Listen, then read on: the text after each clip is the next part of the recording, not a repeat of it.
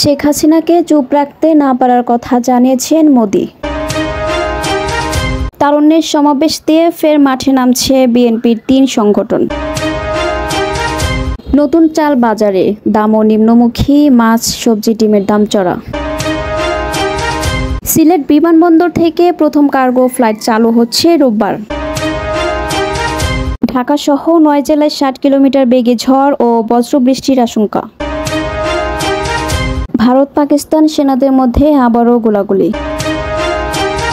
Ancelotti এখন লা লিগার শিরোপার দিকে তাকিয়ে। আসসালামু আলাইকুম, বাড নিউজ 24-এ আপনাদের সবাইকে আমন্ত্রণ। সঙ্গে আছি আমি নাইমা আক্তার কেয়া। এতক্ষণ দেখছিলেন শিরোনাম, এখন দেখবেন বিস্তারিত।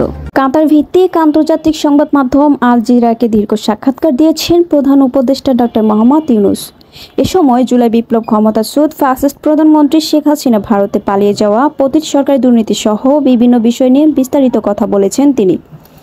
রোববার আল জাজিরায় প্রধান উপদেষ্টার এ সংক্রান্ত ভিডিও প্রকাশ করা হয়েছে।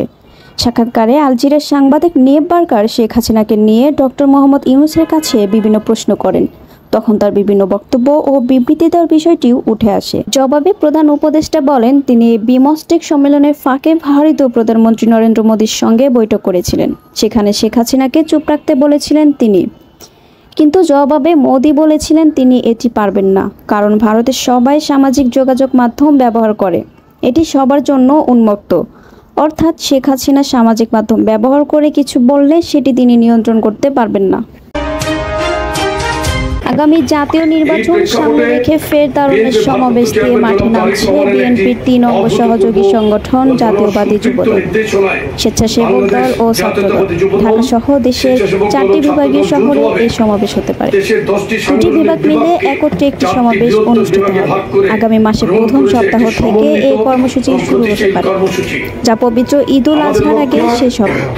চট্টগ্রাম থেকে এই তারুণ্যের সমাবেশ শুরু হয়ে রাজধানী ঢাকার মধ্য দিয়ে তা শেষ হতে পারে।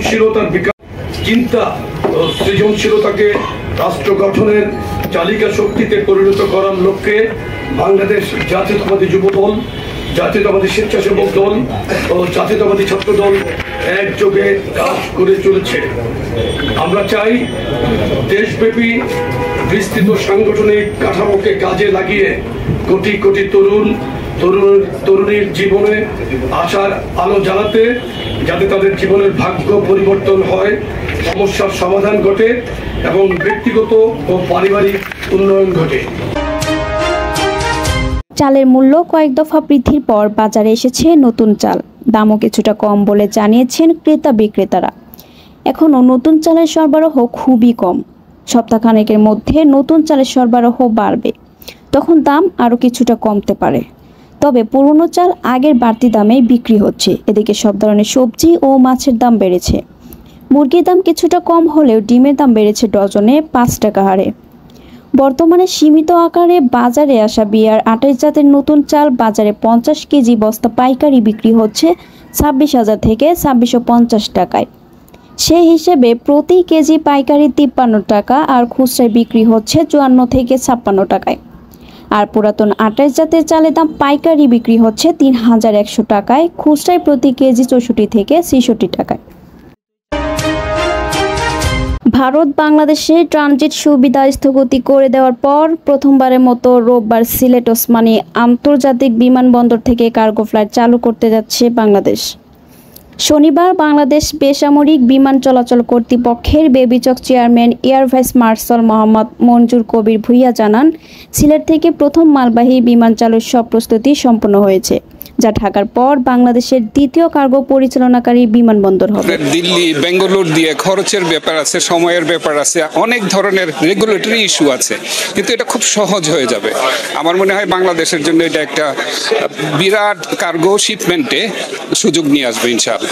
ঢাকা থেকেও আমরা গার্মেন্টস এনে আমরা সিলেট থেকে দুবাই, জেদ্দা, লন্ডন, ম্যানচেস্টার ফ্লাইটে আমরা সিলেট থেকে দিতে পারবো, যদি স্ক্যানিং চার্জ, হ্যান্ডলিং চার্জ এগুলো কমায়। ঢাকা থেকে চাপ কমানোর জন্য বেশি বেশি ফ্লাইটার ডাইভার্ট করা উচিত। চিটাগং, দেন সিলেট, এই সমস্ত এয়ারপোর্টগুলোতে।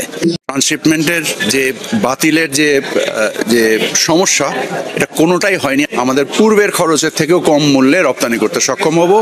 আমরা মনে করি এর মাধ্যমে আমাদের কৃষিজ পণ্য এবং আমাদের শিল্প পণ্য, গার্মেন্টস পণ্য, এই দুইটার ব্যবসায় প্রবৃদ্ধি আসবে। সিলেট দিয়ে আমরা শুরু করলাম, আমরা পরবর্তীতে খুব শীঘ্রই আমরা চিটাগং চালু করব।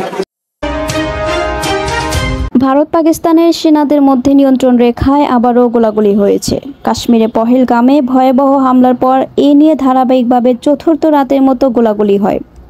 তবে এই ঘটনায় কোনো হতাহতের খবর পাওয়া যায়নি। সোমবার ভারতীয় সংবাদ মাধ্যম এনডিটিভি প্রতিবেদনে এ তথ্য জানানো হয়।